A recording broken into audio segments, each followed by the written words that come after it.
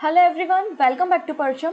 आज से स्टार्ट हो रही है आपकी साइंस की सीरीज़, क्योंकि अभी आरआरबी एनटीपीसी सीबीटी2 एग्ज़ाम होने वाला है। और आप सभी लोगों को पता है, अगर जब भी रेलवे और एसएससी का एग्ज़ाम होता है तो वहाँ पे साइंस के क्वेश्चन डेफिनेटली आते हैं। सो आई होप आप में से कई सारे लोगों ने हमारा कोर्स परचम में ख़रीदा होगा और उन्होंने पूरा साइंस का टॉपिक जो है वो कवर किया होगा। और मैंने काफ़ी कुछ वीडियो जो है वो यूट्यूब पर भी कवर किए हैं। अगर नहीं देखे हैं तो प्ले लिस्ट में जाकर आप देख लेंगे। सो यहाँ पर आज से हम एक सीरीज़ स्टार्ट कर रहे हैं जिसमें मैं आपको सारे के सारे जितने साइंस के टॉपिक है, चाहे वो फिजिक्स के हों, केमिस्ट्री या फिर बायो के, एक एक टॉपिक और प्रीवियस ईयर के क्वेश्चन के साथ कवर कराऊंगे। और बहुत सारे स्टैटिक पॉइंट्स भी यहाँ पे, एक्स्ट्रा पॉइंट्स भी, फैक्ट्स भी आपको कवर करा दिए जाएंगे। मतलब होंगे तो लगभग 20 से 25 क्वेश्चन एक वीडियो में, लेकिन इतने सारे पॉइंट्स आपके इकट्ठे हो जाएंगे कि पूरा एक चैप्टर बन सकता है। सो आइए स्टार्ट करते हैं। सभी क्वेश्चंस को रीड करिएगा, आंसर करने की कोशिश कीजिएगा और फिर आंसर को मैच भी करिएगा, ठीक है। सो हमारा आज का पहला टॉपिक रहने वाला है, क्योंकि हमारी जो ह्यूमन बॉडी है उसका सबसे पहली यूनिट या बेसिक स्ट्रक्चर क्या होता है? सेल होती हैं, जिन्हें हम कोशिकाएं कहते हैं, राइट। तो आज हमें सेल स्ट्रक्चर और उसके फंक्शन से रिलेटेड एमसीक्यू करने हैं। तो आइए हम शुरू करते हैं MCQ on sale structure and function. साथ ही साथ अगर आपको पीडीएफ चाहिए है क्लास की तो वेबसाइट पर अवेलेबल होगी, आप वहां से ले पाएंगे। सो पहला क्वेश्चन क्या है? तो यहाँ पे हम क्वेश्चन जो है वो इनिशियल लेवल से अपर लेवल तक जाएंगे, मतलब इजी टू हाई की तरफ हम मूव करेंगे। सो पहला क्वेश्चन और बहुत इंपॉर्टेंट और बहुत इजी क्वेश्चन है, cell is discover by. Cell की खोज किसने की थी? कोशिकाओं को किसने खोजा था? तो आप में से सभी को पता होगा, उन व्यक्ति का नाम था रॉबर्ट हुक। तो सही आंसर क्या हो जाएगा? Robert Hooke. अब यहाँ पे रॉबर्ट हुक ने सबसे पहले सेल की खोज की थी 1665 में, ठीक है। अपने माइक्रोस्कोप के जरिए इन्होंने खोजा था सेल को, एक कॉर्क में, मतलब एक नॉन लिविंग सेल को इन्होंने खोजा था, ठीक है। तो इन्होंने जो सेल खोजी थी रॉबर्ट हुक ने 1665 पे, वो नॉन लिविंग सेल थी। और इन्होंने अपनी डिस्कवरी को डिस्क्राइब किया है माइक्रोग्राफिया, जो कि उनकी एक बुक है, उसमें डिस्क्राइब किया गया है। ये तो हो गई नॉन लिविंग सेल। अगर कभी क्वेश्चन आ जाता है कि पहली लिविंग सेल किसने डिस्कवर की थी, तो मैं आपको बताना चाहती हूँ कि पहली लिविंग सेल डिस्कवर, मतलब ह्यूमन सेल, ह्यूमन बॉडी की सेल अगर हम देखें तो सबसे पहले वैन ल्यूवेनहॉक ने डिस्कवर की थी। दोनों क्वेश्चन में बहुत अंतर है। पहली सेल किसने खोजी थी? रॉबर्ट हुक ने। लेकिन पहली लिविंग सेल या फिर पहली ह्यूमन सेल किसने डिस्कवर की थी? तो वैन ल्यूवेनहॉक ने की थी, वैन ल्यूवेनहॉक। साथ ही साथ इन्होंने अपने माइक्रोस्कोप से ना बैक्टीरिया को भी खोजा था। बैक्टीरिया को भी माइक्रोस्कोप से देखने वाले पहले व्यक्ति वैन ल्यूवेनहॉक थे, ठीक है। इसके अलावा 2-3 एक्स्ट्रा फैक्ट्स भी मैं आपको देती हूँ। आप लोगों ने लुइस पॉस्चर का नाम सुना होगा। तो लुइस पॉस्चर ने डिस्कवर किया था किस तरीके से हीट, मतलब किसी भी पदार्थ को गर्म करके, जैसे कि दूध को बहुत हाई टेम्परेचर तक गर्म कर दो और सडनली उसको ठंडा कर दो, तो उसके अंदर जितने भी पैथोजेंस होते हैं वो मर जाते हैं, ठीक है ना। तो लुइस पास्चर ने डिस्कवर किया था कि हीट का यूज कर सकते हैं बैक्टीरियाज को, पैथोजन को मारने के लिए। साथ ही साथ निकोला टेस्ला, टेस्ला कार का नाम तो सुना ही होगा, अभी काफी चर्चा में भी चल रही है ना। तो निकोला टेस्ला ने क्या डिस्कवर किया था? एसी करंट, ऑल्टरनेटिव करंट को डिस्कवर किया था निकोला टेस्ला ने। तो कितने फैक्ट्स हमने जान लिए। सेल की डिस्कवरी किसने की थी? रॉबर्ट हुक ने। पहली लिविंग सेल किसने खोजी थी? वैन ल्यूवेनहॉक ने। फिर लुइस पास्चर ने क्या डिस्कवर किया था? किस तरीके से हीट के जरिए पैथोजन को किल किया जा सकता है। और निकोला टेस्ला ने एसी करंट के बारे में हमें बताया था। इसके अलावा अब देखिए, हमारी बॉडी में कई सारी सेल होती हैं। नोज की अलग है, आईज की अलग है ना। एक होती है स्टेम सेल, जो कि न्यूज में चल रही हैं। सुना है आपने स्टेम सेल के बारे में? Genome technology, VT cotton, BT brinjal, अब तो नए नए शेप बंदर और ये सब जीनोम टेक्नोलॉजी के जरिए डेवलप किए जा रहे हैं। तो यहाँ पर न्यूज में बनी हुई है स्टेम सेल, है ना। अभी किडनी का ट्रांसप्लांट हुआ स्टेम सेल के जरिए, तो स्टेम सेल न्यूज में बनी हुई है। तो हम जान लेते हैं कि पहले बार स्टेम सेल को किसने डिस्कवर किया था। तो पहली जो स्टेम सेल डिस्कवर की थी वो इवांस एंड कॉफमैन के द्वारा डिस्कवर की गई थी। लेकिन ये जो स्टेम सेल इन्होंने खोजी थी वो माइस में खोजी थी।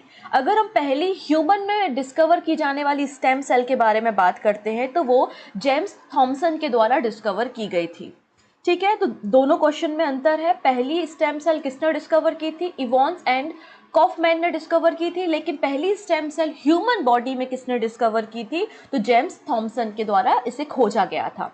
ठीक है। इसके अलावा कोशिका आपने देखी, सेल में कई सारे पार्ट्स होते हैं जिनमें से कुछ क्या होते हैं, जैसे कि न्यूक्लियस होता है और माइटोकॉन्ड्रिया भी होता है, जैसे power house of the cell भी कह रहे हैं, राइट। तो यहाँ पे रॉबर्ट ब्राउन ने न्यूक्लियस, जो हमारी कोशिका या सेल होती है, सेल के सेंटर में एक न्यूक्लियस होता है, तो न्यूक्लियस की खोज रॉबर्ट ब्राउन ने की थी। तो रॉबर्ट हुक और रॉबर्ट ब्राउन से कंफ्यूज नहीं होना, हुक साहब ने सेल खोजा था, ब्राउन साहब ने न्यूक्लियस खोजा था, ठीक है।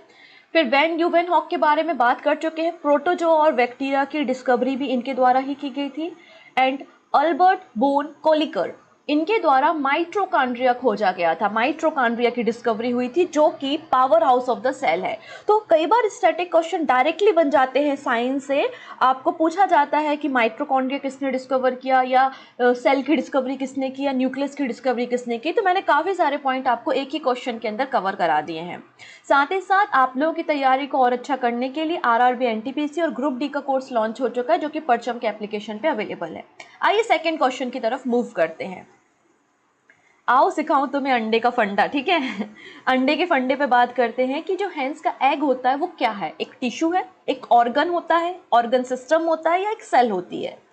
तो जो अंडा होता है या एग होता है वो क्या होता है, तो आंसर हो जाएगा ये सेल होती है। क्या होती है, कोशिका होती है। जैसे आप लोगों ने पढ़ा होगा कि मेल बॉडी में स्पर्म होता है, स्पर्म एक सेल है, वैसे ही फीमेल बॉडी में ओवम होती है ना, ओवम जिसे एग कहा जाता है, और ओवम जो है वो फीमेल बॉडी की सबसे बड़ी सेल होती है। तो ओवम भी क्या है, एक एग है, और जब ओवम सेल है तो एग जो होगा हेंस का वो भी क्या होगी, एक सेल होगी। तो आपको याद रखना है, मुर्गी का जो अंडा है वो क्या है, सेल है। क्या है वो, कोशिका है, सेल है। अब ये जो बोलते हैं ना कि अंडे में बड़ा प्रोटीन होता है, तो ये जो सेल होती है या फिर हेंस का जो एग होता है वो प्रोटीन से बना होता है, और उस प्रोटीन का नाम क्या है, तो प्रोटीन का नाम याद रखेंगे एल्बुमिन।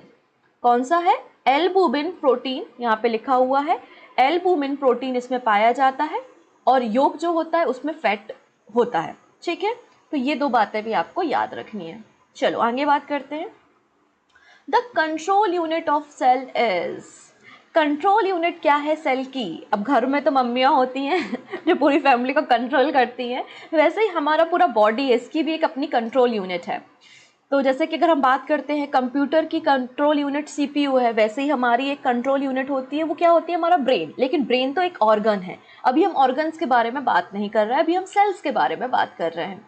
तो control unit of the cell is, cell को कौन कंट्रोल करता है, तो आंसर हो जाएगा न्यूक्लियस, नाभिक जिसे बोलते हैं, ठीक है। क्योंकि आपकी जो सेल या कोशिकाएं होती हैं उसके सेंटर में क्या होता है, न्यूक्लियस होता है, और यही न्यूक्लियस सेल को कंट्रोल करता है, इसलिए इसे कंट्रोल यूनिट कहा जाता है।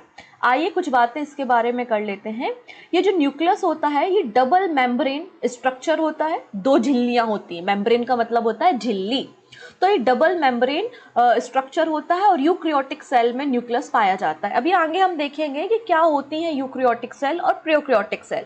हमारी बॉडी में जो सेल है ना वो यूक्रियोटिक सेल है, और यूक्रियोटिक सेल में न्यूक्लियस पाया जाता है, ठीक है। तो हमारी बॉडी में यूक्रियोटिक सेल होगी और उसमें न्यूक्लियस होगा जो हमारी बॉडी को कंट्रोल करेगा, ठीक है। और इस न्यूक्लियस के अंदर जेनेटिक मटेरियल, जेनेटिक मटेरियल का मतलब क्या हुआ, आपका डीएनए। तो इस न्यूक्लियस के अंदर क्या प्रेजेंट होगा, हमारा जेनेटिक मटेरियल जो कि डीएनए यहाँ पर प्रेजेंट होगा। क्लियर हो गया इतनी चीज़ें। अब यहाँ पे इस अगर हम न्यूक्लियस को थोड़ा सा और बड़ा करके देखते हैं, ये न्यूक्लियस है, ठीक है, इसके अंदर जेनेटिक मटेरियल है, ये देख लिया। अब इस न्यूक्लियस के अंदर एक न्यूक्लियोलस होता है जिसको हम नाभिक के अंदर न्यूक्लियोइड आप बोल सकते हैं, वो होता है जिसके अंदर एक थ्रेड जैसा स्ट्रक्चर होता है जिसको हम क्रोमोसोम कहते हैं। क्या बोलते हैं हम, क्रोमोसोम कहते हैं। और आपने पता होगा कि ह्यूमन बॉडी में 46 क्रोमोसोम मतलब 23 पेयर ऑफ क्रोमोसोम होते हैं। तो इसी न्यूक्लियोइड में जो है वो क्रोमोसोम पाए जाते हैं, और इन क्रोमोसोम में भी डीएनए भी होगा और आरएनए भी मिलेगा आगे चल के। क्लियर हो गया। चलो आगे बात कर लेते हैं यहाँ पर। अब chloroplast is found in, chloroplast कहाँ पर देखने को मिलेगा, केवल प्लांट सेल में, केवल एनिमल सेल में, या दोनों सेल में, या इनमें से किसी में भी क्लोरोप्लास्ट नहीं है। तो हमें सब बचपन से जब हम छोटे छोटे थे तब हम पढ़ते थे कि पौधे अपना खाना खुद बनाते हैं, पढ़ा हुआ है ना आपने कि प्लांट्स अपना खाना खुद बनाते हैं। तो खाना बनाने के लिए उनको कुछ चाहिए ना, तो प्लांट में क्लोरोप्लास्ट होता है, उस क्लोरोप्लास्ट के अंदर पिगमेंट्स होते हैं जिसे हम क्लोरोफिल कहते हैं। और वो क्लोरोफिल जो है उसमें मैग्नीशियम होता है जो सनलाइट को एब्जॉर्ब करता है और प्लांट्स को खाना बनाने में मदद करता है। अब इंसान तो बेचारे ऐसे हैं कि दूसरों का बना हुआ खाना ही खाते हैं, ठीक है, ऐसा ही है ना। हम अपना खाना खुद नहीं बनाते। अब ये मत कहना कि नहीं मैडम हमने तो कल अंडा भुर्जी बनाई थी तो रॉ मटेरियल तो कहीं से लाए होगे ना। हम अपना खाना खुद नहीं बनाते हैं, हम अपने खाने के लिए प्लांट्स पे, एनिमल पे डिपेंड करते हैं। लेकिन प्लांट्स अपना खाना खुद बनाते हैं। तो क्लोरोप्लास्ट किसमें पाया जाएगा? केवल और केवल प्लांट सेल में पाया जाएगा क्लोरोप्लास्ट, ठीक है। Chloroplast is specified to plant cell because plant are the autotrophs. Autotrophs मतलब जो अपना खाना खुद बनाते हैं, which can prepare their own food by the conversion of light energy to the chemical energy. मतलब आपके जो photosynthesis process है, जिसको हम प्रकाश संश्लेषण की क्रिया कहते हैं, वो क्या है? लाइट एनर्जी को केमिकल एनर्जी में कन्वर्ट करने की प्रोसेस होती है, ठीक है। इतनी चीज़ें क्लियर हो गई हैं। क्लोरोप्लास्ट में क्लोरोफिल पिगमेंट होता है जो कि एनर्जी को एब्जॉर्ब करता है और फोटोसिंथेसिस करने में प्लांट की मदद करता है, ठीक है। इतनी चीज़ें, ये जो पिगमेंट्स होते हैं ये एब्जॉर्ब कर सकते हैं सारी की सारी सनलाइट को, जैसे कि violet colour, red colour, green colour, सारे कलर को एब्जॉर्ब करते हैं, लेकिन एक ही कलर को रिफ्लेक्ट करते हैं विच इज़ ग्रीन। तो इसी क्लोरोफिल के कारण ही प्लांट्स हरे रंग के दिखाई देते हैं। ये क्वेश्चन बड़े फेवरेट क्वेश्चन रहता है कि प्लांट्स की पत्तियां या प्लांट्स हरे रंग के क्यों दिखाई देते हैं। तो क्लोरोफिल की प्रेजेंट के कारण प्लांट्स हरे रंग के दिखाई देते हैं, क्योंकि ये सनलाइट को एब्जॉर्ब करते हैं और केवल ग्रीन कलर को ही रिफ्लेक्ट करने का काम करते हैं। It absorb the solar energy varying from the wavelength 430 nanometer to 662 nanometer तक। इतनी रेंज की एनर्जी को ये एब्जॉर्ब कर सकते हैं। क्लियर हो गया? चलो अगला क्वेश्चन, क्वेश्चन नंबर 5। बड़ा आसान सा प्यारा सा क्वेश्चन है, फटाफट आंसर कर दो। The power house of the cell is called. क्या है भाई power house of the cell? Mitochondria है, अभी हमने डिस्कस किया था, तो ऑप्शन भी करेक्ट हो जाएगा। लेकिन हमें थोड़ी सी बातें जाननी है कि माइटोकॉन्ड्रिया को power house of the cell तो कहते हैं, लेकिन क्यों कहते हैं भाई? इसने ऐसा कौन सा काम कर दिया? तो देखो, आपने खाना खाया, खाने में क्या था? कार्बोहाइड्रेट था, मतलब C6H12O6 था। अब ये ऑक्सीजन को लेगा, ब्लड में से क्या किया इसने? ऑक्सीजन को लिया, और ऑक्सीजन की प्रेजेंस में खाने को ब्रेक करेगा। और खाने को जब ब्रेक करेगा, तो खाना जब ब्रेक होता है तो हमको क्या मिलती है? एनर्जी मिलती है। और ये खाने को ब्रेक करके एनर्जी प्रोड्यूस करता है, इसलिए इसे हम power house of the cell कहते हैं। अब ये एनर्जी वॉट में नहीं होती, किलो वॉट में नहीं होती। यहाँ पे जो एनर्जी है वो एटीपी के फॉर्म में एनर्जी को प्रोड्यूस करता है। एटीपी मतलब एडिनोसाइन ट्राइफॉस्फेट। कई बार आप एसएससी का पिछले साल का पेपर उठा के देखेंगे, उसमें साफ साफ लिखा है एटीपी का मतलब क्या है। तो एटीपी एक एनर्जी करेंसी होती है। जैसे हमारी करेंसी क्या है? रुपया, वैसे ही एनर्जी की करेंसी क्या है यहाँ पर? वो है एटीपी, एडिनोसाइन ट्राइफॉस्फेट, जो कि सेलुलर रेस्पिरेशन के जरिए माइटोकॉन्ड्रिया प्रोड्यूस करता है। अब कितनी एनर्जी प्रोड्यूस करता है? तो आंसर होगा 36 एटीपी एनर्जी को प्रोड्यूस किया जाता है बाय द माइटोकॉन्ड्रिया। क्लियर है? इसके अलावा माइटोकॉन्ड्रिया एक ही काम नहीं करता, कई सारे काम करता है। जैसे कि माइटोकॉन्ड्रिया के पास भी जेनेटिक मटेरियल है, मतलब डीएनए माइटोकॉन्ड्रिया के पास भी होता है। अभी हमने देखा कि न्यूक्लियस में था डीएनए, वैसे ही माइटोकॉन्ड्रिया के पास भी डीएनए होता है। ये ग्रोथ ऑफ न्यू सेल को प्रमोट करता है, सेल डिवीजन को, सेल मल्टीप्लिकेशन को प्रमोट करने का काम करता है। Regulate the metabolism activity of the cell, हमारी बॉडी की मेटाबॉलिज्म एक्टिविटी को कंट्रोल या रेगुलेट करने का काम करता है। Responsible for building certain part of the blood and various hormones, हमारी जो ब्लड है और डिफरेंट हार्मोन्स है, जैसे कि टेस्टोस्टेरोन है या एस्ट्रोजन है, इनके कुछ पार्ट्स को बिल्ड करने का काम माइटोकॉन्ड्रिया का होता है। और हमारी बॉडी में कैल्शियम आयन के लेवल को मेंटेन करने में भी हेल्प माइटोकॉन्ड्रिया करता है। तो कई सारे काम इस बेचारे छोटे से माइटोकॉन्ड्रिया के हैं, ठीक है। नेक्स्ट क्वेश्चन की तरफ बात करते हैं। Question number 6, the kitchen of the cell is called. अब खाना तो बना रहे हैं पेड़ पौधे, पर उनका किचन कहाँ है? हमारा किचन तो हमें पता है कहाँ है, जहाँ हमें खाना बनाना है। वैसे सेल का भी किचन होता है जहाँ पे वो खाना बनेगा। सेल वॉल है, न्यूक्लियस है, वैक्यूल्स है, या फिर प्लास्टिड है। तो सही आंसर हो जाएगा ऑप्शन नंबर डी, प्लास्टिड। तो प्लांट सेल में प्लास्टिड पाया जाता है और प्लास्टिड ही प्लांट सेल का किचन कहलाता है, जहाँ पे खाना बनता है, ठीक है। प्लास्टिड एक डबल मेम्ब्रेन ऑर्गेनल्स है, एक दोहरी झिल्ली का कोशिकांग है आपका प्लास्टिड, जो कि प्लांट्स में पाया जाता है, एल्गी में पाया जाता है, और ये खाने को मैन्युफैक्चर करने के लिए और उसको स्टोर करने के लिए रिस्पॉन्सिबल है। तो प्लास्टिड को आपने क्या कहा, किचन कहा। अब यहाँ पे आप लोग ने पढ़े होंगे कई तरीके के प्लास्टिड जो है वो प्लांट्स में पाए जाते हैं। क्लोरोप्लास्ट हरे रंग वाले, क्रोमोप्लास्ट एंड ल्यूकोप्लास्ट। कौन कौन से बोले मैंने, क्लोरोप्लास्ट, क्रोमोप्लास्ट एंड ल्यूकोप्लास्ट। तो क्लोरो मतलब हरा रंग, क्रोमो मतलब कलरफुल, ल्यूकोप्लास्ट का मतलब होता है कि कोई कलर नहीं, ल्यूकोप्लास्ट का मतलब होता है कि कोई कलर नहीं, कलरलेस प्लास्टिड होता है। बेसिकली रूट्स में पाया जाता है। ये खाने को बनाता नहीं है, खाने को स्टोर नहीं करता, ये स्टार्च को कैरी करता है। क्या करता है, स्टार्च को कैरी करता है। जैसे कि पोटैटो, आलू में क्या मिलेगा आपको, ल्यूकोप्लास्ट मिलेगा। और ल्यूकोप्लास्ट का एक और काम होता है कि फैटी एसिड को एमिनो एसिड में कन्वर्ट करने का काम भी आपका ल्यूकोप्लास्ट करता है। क्लियर हो गया। तो आलू में क्या है, अपना यूनिवर्सल में तो मुझे ऐसा लगता है नेशनल वेजिटेबल डिक्लेयर कर दो आलू को, कुछ भी बनाओ। मैं जब हॉस्टल में रहती थी ना, कोई भी सब्जी बनती थी, आलू तो मस्ट है, मतलब आलू के बिना सब्जी नहीं बनेगी, ठीक है। तो उसी आलू में ल्यूकोप्लास्ट है, ठीक है, स्टार्च ज़्यादा होता है उसमें। नेक्स्ट क्वेश्चन है question number 7, which cell is the longest in the human body. Important and very easy question. हमारी बॉडी की सबसे बड़ी कोशिका कौन सी है, longest cell in the human body.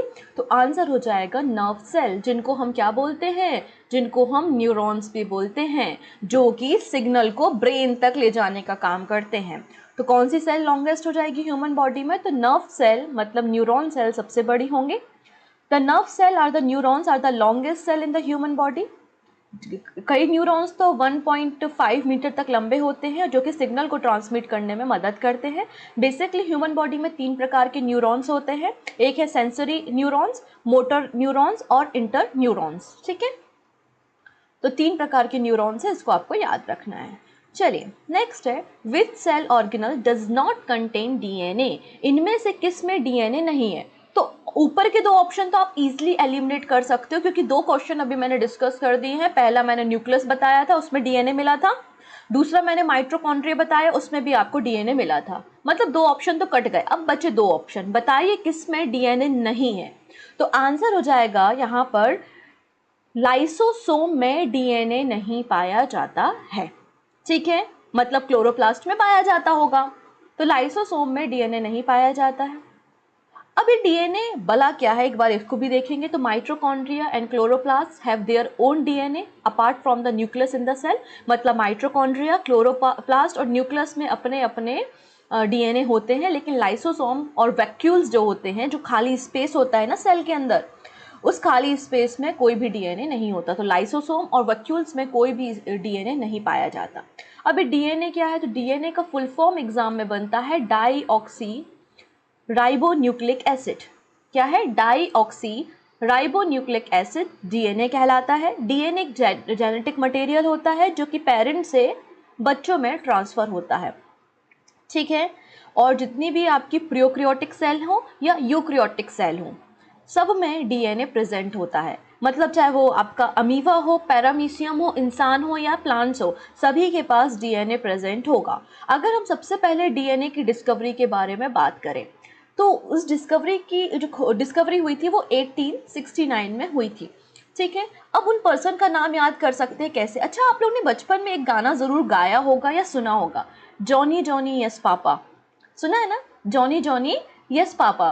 तो जॉनी आपको वर्ड याद रखना है, और डीएनए पापा से ही तो हमारे शरीर के अंदर आया ना, पेरेंट्स से ही बच्चों में आता है। तो जॉन ईटिंग शुगर, नो पापा, शुगर नहीं पापा, राइस खाया है हमने, फ्राइड राइस खाया है, शुगर नहीं खाया पापा, फ्राइड राइस खाया है। बस आपको ये ट्रिक काम कर जाएगी यहाँ पर। तो डीएनए को 1869 में डिस्कवर किया था जॉन फ्रेडरिच ने, ठीक है। जॉन फ्रेडरिच के द्वारा इसको डिस्कवर किया गया था। वाइट ब्लड सेल में इन्होंने खोजा था। लेकिन इसका जो डबल हेलिकल मॉडल है, जो एग्जाम में फ्रेम होता है, डबल हेलिक्स मॉडल, कुछ इस तरीके से जो स्ट्रक्चर आपकी 10th की बुक में मिलेगा।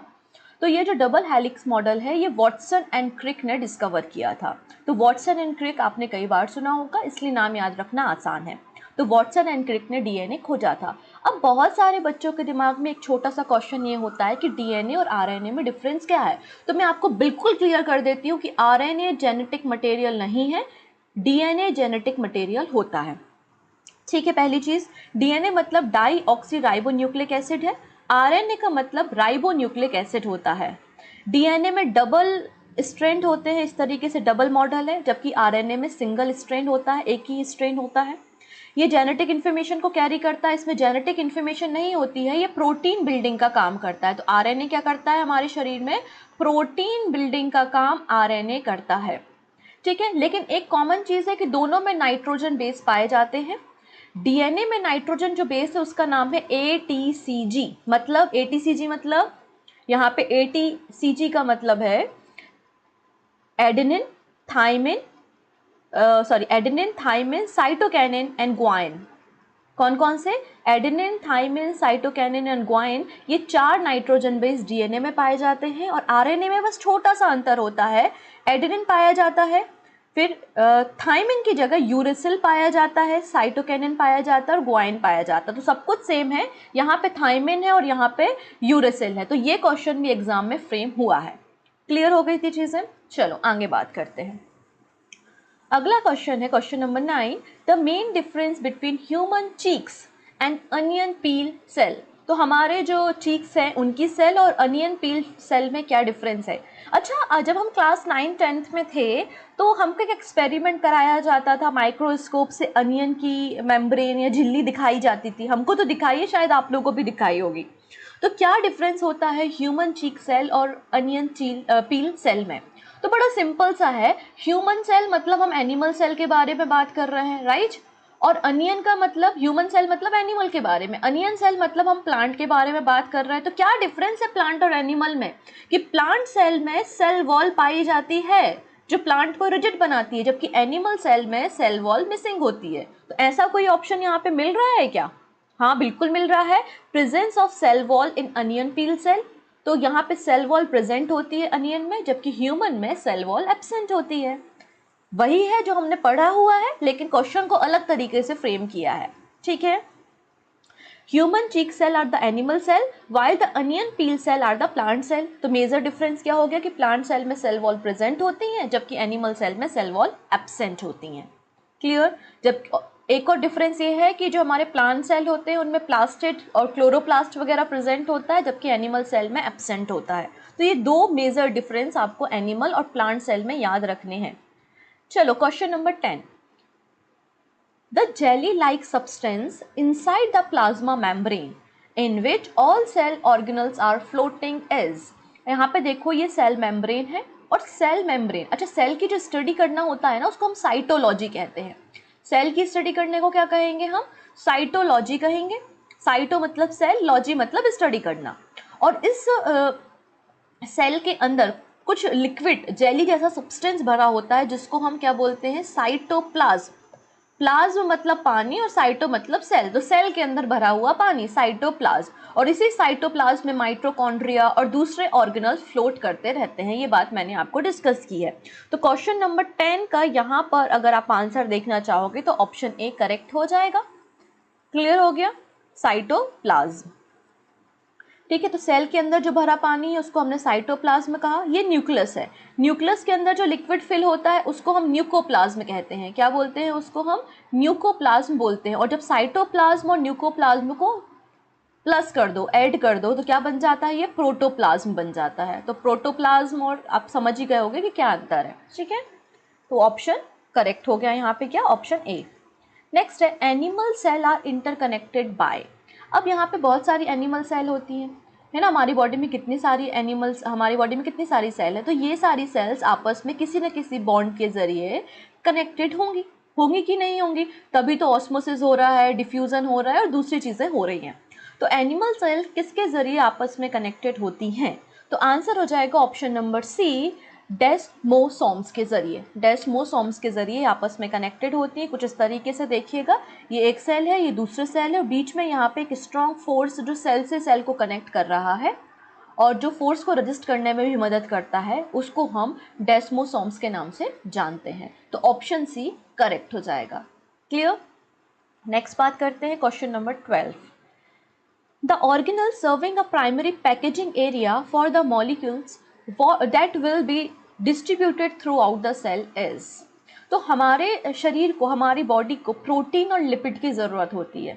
प्रोटीन तो सबको समझ में आता है। लिपिड क्या होता है? लिपिड का मतलब होता है यहाँ पर लिक्विड फैट। तो हमारे बॉडी को प्रोटीन और लिपिड की ज़रूरत होती है। तो यहाँ पे इनको मैन्युफैक्चर, इनकी पैकेजिंग करने का काम कौन करता है, और उसके बाद पूरी बॉडी में ये डिस्ट्रीब्यूट हो जाते हैं। वही चीज़ यहाँ पे पूछी गई है। तो मैंने आपको पहले भी पैकेजिंग एरिया डिस्कस किया है जब मैंने सेल वाला वीडियो आपके लिए बनाया था, जिसको हम traffic controller of the police के नाम से भी जानते हैं, गोल्जी बॉडी। ये देखो, ये ग्रीन कलर की जो दिख रही है ना, ये गोल्जी बॉडी है। तो सही आंसर क्या हो जाएगा? Option number D is the right answer. Golgi body इसे कहते हैं, या फिर इसे गोल्जी कॉम्प्लेक्स के नाम से भी जानते हैं। ये प्राइमरीली एरिया होता है पैकेजिंग के लिए, और उसके बाद जो मॉलिक्यूल है वो पूरे सेल में डिस्ट्रीब्यूट हो जाते हैं। ठीक है, ये जो गोल्जी बॉडी है ये किससे बनती है? एंडोप्लाज्मिक रेटिकुलम, ईआर से जनरेट होती है गोल्जी बॉडी। और ईआर कहाँ से जनरेट होता है? न्यूक्लियस से। तो न्यूक्लियस से ईआर, ईआर से गोल्जी बॉडी, और गोल्जी बॉडी से लाइसोसोम। क्लियर? तो ये साइकिल आपको याद रखनी है। नेक्स्ट है question number 13, the cell theory is not applicable to. Cell theory किस पे अप्लाई नहीं होती? फंगी, एल्गी, वायरस या माइक्रोब्स। तो मैंने आपको बताया कि सेल थ्योरी जो है वो लिविंग के लिए है। लिविंग बॉडी, चाहे वो एनिमल हो लिविंग या वो प्लांट हो लिविंग, तो जो लिविंग बॉडीज होती हैं उन पे सेल थ्योरी अप्लाई होती है। लेकिन यहाँ पे जो वायरस है जो आजकल मार्केट में बड़ा फैला हुआ है, तो ये वायरस जो है वो लिविंग और नॉन लिविंग दोनों में नहीं आता, बीच की यूनिट होती है। मतलब अगर एटमॉस्फेयर में प्रेजेंट है तो वो नॉन लिविंग है, लेकिन जैसे ही किसी बॉडी में एंटर करता है तो वो बॉडी को होस्ट बना लेता है और रिप्रोडक्शन शुरू कर देता है। मतलब बॉडी के अंदर लिविंग है, बॉडी के बाहर नॉन लिविंग है। मतलब लिविंग और नॉन लिविंग के बीच की यूनिट जो है ना वो वायरस है। तो इसलिए वायरस पे सेल थ्योरी एप्लीकेबल नहीं होती है। Option number C is the right answer. Virus are not true cell, they lack the most important part of the cell, protoplasm, क्योंकि वायरस में प्रोटोप्लाज्म नहीं पाया जाता है। ठीक है, नेक्स्ट क्वेश्चन है क्वेश्चन नंबर 14। अच्छा, वन मोर थिंग, अगर आपको ये क्वेश्चन अच्छे लग रहा है, आपको एक्सप्लेनेशन अच्छा लग रहा है और ऐसा लग रहा है कि आने वाले एग्जाम में मदद करेंगे, तो एक बार लिंक को शेयर कर देंगे। ठीक है, name the process in which the injection of material by the cell is done by through the plasma membrane. तो खाने को अंदर लेने की प्रोसेस प्लाज्मा मेम्ब्रेन के जरिए क्या कहलाती है? तो आंसर हो जाएगा यहाँ पर endocytosis. Option number D is the right answer. Endocytosis वो प्रोसेस है जिसमें हमारी सेल प्लाज्मा मेम्ब्रेन के जरिए मटेरियल को, कोई भी छोटे छोटे बैक्टीरियाज है या फिर लिक्विड है, उनको इंजेक्शन करती है। ठीक है, तो एंडोसाइटोसिस कहलाती है। अब एंडोसाइटोसिस जो वर्ड है इसको 1963 में डिस्कवर किया गया था या बनाया गया था क्रिस्टीन डे ड्यूब के द्वारा। तो क्रिस्टीन डे ड्यूब ने 1963 में एक वर्ड डिस्कवर किया जिसका नाम था एंडोसाइटोसिस। इसमें जो लार्ज पार्टिकल्स हैं उनको अपटेक किया जाता है प्लाज्मा मेम्ब्रेन के जरिए, साथ ही साथ जो फ्लूइड होता है या मैक्रोमोलिक्यूल्स होते हैं उनको भी इनटेक किया जाता है प्लाज्मा मेम्ब्रेन के जरिए। तो यहाँ पे जो लार्ज पार्टिकल को इंटेक करने की प्रोसेस कहलाती है उसको क्या नाम दिया जाएगा? फैगोसाइटोसिस के नाम से जाना जाता है। और जो आपका लिक्विड है उसको इंटेक करने की प्रोसेस को हम पाइनोसाइटोसिस के नाम से जानते हैं। ठीक है, और इन दोनों को अगर मिला दिया जाए तो बन जाता है एंडोसाइटोसिस। यहाँ पे आप देख सकते हैं ये इंटेक हो रहा है तो इसको हमने एंडोसाइटोसिस कहा है। और सेल मेम्ब्रेन के जरिए अगर बॉडी से अनडाइजेस्टेड फूड को रिजेक्ट करना या बाहर निकालने की जो प्रोसेस है वो एक्सोसाइटोसिस कहलाता है। तो इन दोनों वर्ड को, एंडो मतलब अंदर लेना, एक्सो मतलब बाहर छोड़ना, using the plasma membrane. Clear हो गया? Question number 15, name the process in which the passage of water goes from region of high concentration to the region of lower concentration through a semi permeable membrane। हमें पता है कि हमारी जो cell membrane होती है ये सेमी परमेबल होती है और इसी सेमी परमेबल मेम्ब्रेन के जरिए लिक्विड और गैसेस को ट्रांसपोर्ट किया जाता है। तो इसमें लिखा है कि वाटर एक जगह से दूसरी जगह, मतलब हायर कंसंट्रेशन से लोअर कंसंट्रेशन रीजन में जा रहा है, इस प्रोसेस को क्या कहेंगे? अगर गैसेस जा रही होती तो उसे डिफ्यूजन बोल देते हैं, लेकिन वाटर जा रहा है तो इसे हम ऑस्मोसिस कहेंगे। Option B is the right answer. Clear? देख लो इस GIF के जरिए पहले यहाँ पे वाटर कंसंट्रेशन ज़्यादा था तो वाटर कहाँ पे जाएगा? हायर कंसंट्रेशन से लोअर कंसंट्रेशन की तरफ जा रहा है। ठीक है, question number 16, name an organism that contain single chromosome and the cell division occur through fusion, fission and budding. तो आपको उस माइक्रो ऑर्गेनिज्म का नाम या उस ऑर्गेनिज्म का नाम बताना है जिसमें एक ही क्रोमोसोम है और जो रिप्रोडक्शन की टेक्निक है या सेल डिवीज़न जो हो रहा है वो बडिंग प्रोसेस के ज़रिए। तो बडिंग किस में होती है, याद कीजिए, मैंने सिखाया है हाइड्रा में बडिंग होती है। तो वो सारे आपके ऑर्गेनिज्म क्या कहलाएंगे, प्रोकैरियोटिक कहलाएंगे। Option B is the right answer. So यहाँ पे फाइनली हम डिस्कस कर ही लेते हैं कि यूकैरियोटिक और प्रोकैरियोटिक में क्या डिफरेंसेस हैं। तो मैं आपको बताना चाहती हूँ कि यूकैरियोटिक सेल जो हैं वो एनिमल में पाई जाती हैं, प्लांट्स में पाई जाती हैं, मतलब एक कंप्लीट सेल होती है जिसमें डीएनए भी है, न्यूक्लियस भी है, डिफरेंट ऑर्गेनल्स जैसे कि mitochondria, endoplasmic reticulum, Golgi body, सब कुछ जो प्रेजेंट है वो यूकैरियोटिक सेल होती है। और ये मल्टी सेलुलर होते हैं। देखिए हमारा जो बॉडी है वो मल्टी सेलुलर है, हमारे पास हर एक काम करने के लिए अलग अलग सेल है। प्रोकैरियोटिक सेल क्या होती हैं, जो कि यूनिसेलुलर होती हैं, जिसमें न्यूक्लियस एब्सेंट होता है और इसमें जो सेल डिवीज़न है वो फ्यूज़न या फिर बडिंग के ज़रिए होता है। ठीक है। प्रोकैरियोटिक सेल जैसे कि आपके बैक्टीरिया वगैरह जो हैं, ग्रीन ब्लू एल्गी, ये सभी आपके प्रोकैरियोटिक सेल कहलाती है, मतलब कंप्लीटली डेवलप्ड नहीं है, जबकि यूकैरियोटिक सेल कंप्लीटली डेवलप्ड होती हैं।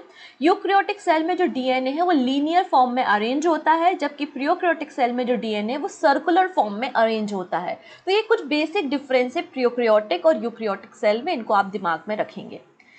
नेक्स्ट क्वेश्चन है, ब्लू ग्रीन एल्गी क्या है। अभी हमने देखा है कि ब्लू ग्रीन एल्गी क्या होती है, प्रोकैरियोटिक सेल होती है। Option number A is the right answer.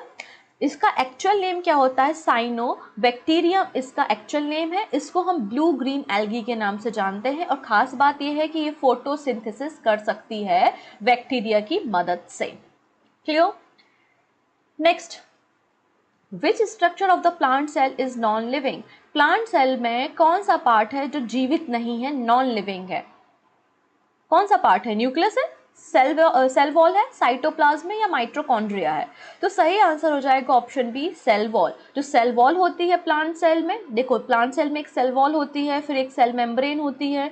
तो ये जो सेल वॉल होती है नॉन लिविंग होती है, ये प्लांट को शेप देने का काम और प्लांट को रिजिड बनाने का काम करती है, जबकि ये जो सेल वॉल है ये एनिमल सेल में मिसिंग होती है। ठीक है, तो ये आपको याद रखना है, तो ऑप्शन बी करेक्ट हो जाएगा। Question number 19, the function of centrosome is. Centrosome का क्या फंक्शन होता है। तो सेंट्रोसोम देखिएगा क्या करता है, जब सेल डिवीजन होता है ना, तो सेल डिवीजन होने के समय एक तो सेल डिवीजन को प्रमोट करेगा और जो जेनेटिक मटेरियल है, जो क्रोमोसोम्स वगैरह है, उनको इक्वली डिवाइड करने का काम सेंट्रोसोम का होता है। तो सेंट्रोसोम बहुत ज़रूरी है। सेंट्रोसोम दो सेंट्रॉइड से मिलकर बने होते हैं, सेंट्रोसोम दो सेंट्रॉइड से मिलकर बने होते हैं। तो फंक्शन क्या हो जाएगा, फॉर्मेशन ऑफ स्पिंडल फाइबर, ये सेंट्रोसोम का काम होता है। स्पिंडल फाइबर क्या होता है, एक प्रोटीन का स्ट्रक्चर होता है बेसिकली। ये इसका काम है divide genetic material into the cell. The spindle is the necessary to equally divide the chromosome in the parent cell and the daughter cell through the cell division, चाहे वो mitosis हो या मियोसिस हो, जिस तरीके से भी सेल डिवीजन हो, equal number of genetic material को या क्रोमोसोम को डिवाइड करने का काम ये स्पाइंडल फाइबर करेगा और इसका फॉर्मेशन कौन करेगा, सेंट्रोसोम करेगा। इसके अलावा सेंट्रोसोम के कुछ और काम होते हैं, सेल डिवीजन को प्रमोट करता है, मेंटेन करता है कि इक्वल नंबर ऑफ क्रोमोसोम यहाँ पर डिवीजन हो सेल डिवीजन के समय, और सेल मेम्ब्रेन के शेप को मेंटेन करने का काम भी सेंट्रोसोम का होता है। तो याद रखेंगे, इंपॉर्टेंट और एक बहुत अच्छा शानदार टाइप का क्वेश्चन है ये। Question number 20, a cell without a cell wall is term as. अब कुछ प्लांट्स, जैसे कि मैंने बताया आपको कि प्लांट सेल में सेल वॉल प्रेजेंट होती है, लेकिन अगर कोई एंजाइम के जरिए या फिर कुछ एक्सटर्नल फोर्सेस के जरिए किसी प्लांट की सेल वॉल रिमूव हो जाए या डिग्रेड हो जाए, तो उसे क्या कहेंगे, a cell without a cell wall, उसे क्या कहेंगे। तो आंसर है उसे प्रोटोप्लास्ट कहेंगे। क्या कहेंगे उसे, प्रोटोप्लास्ट कहेंगे। Protoplast are isolated cell produce by removing the surrounding cell wall either by mechanical means और by the use of cell wall degrading enzymes. ठीक है, तो उसे हम क्या कहेंगे, प्रोटोप्लास्ट कहेंगे। अगर कोई सेल वॉल कोई प्लांट सेल है उसमें सेल वॉल नहीं है तो उसे हम क्या कहेंगे, प्रोटोप्लास्ट कहेंगे। ऑप्शन भी बिल्कुल करेक्ट हो जाएगा। अच्छा क्वेश्चन है और आसान क्वेश्चन है। The oxygen and carbon dioxide process the plasma membrane by the process of, जैसे कि मैंने कहा कि सेल मेम्ब्रेन में गैसेस और लिक्विड ट्रांसपोर्ट होते हैं। तो लिक्विड के लिए तो एक टर्म यूज होती है विच इज ऑस्मोसिस, और गैसेस के लिए यहाँ पे एक टर्म यूज होती है विच इज डिफ्यूजन, और लिक्विड के लिए एक टर्म यूज होती है विच इज ऑस्मोसिस।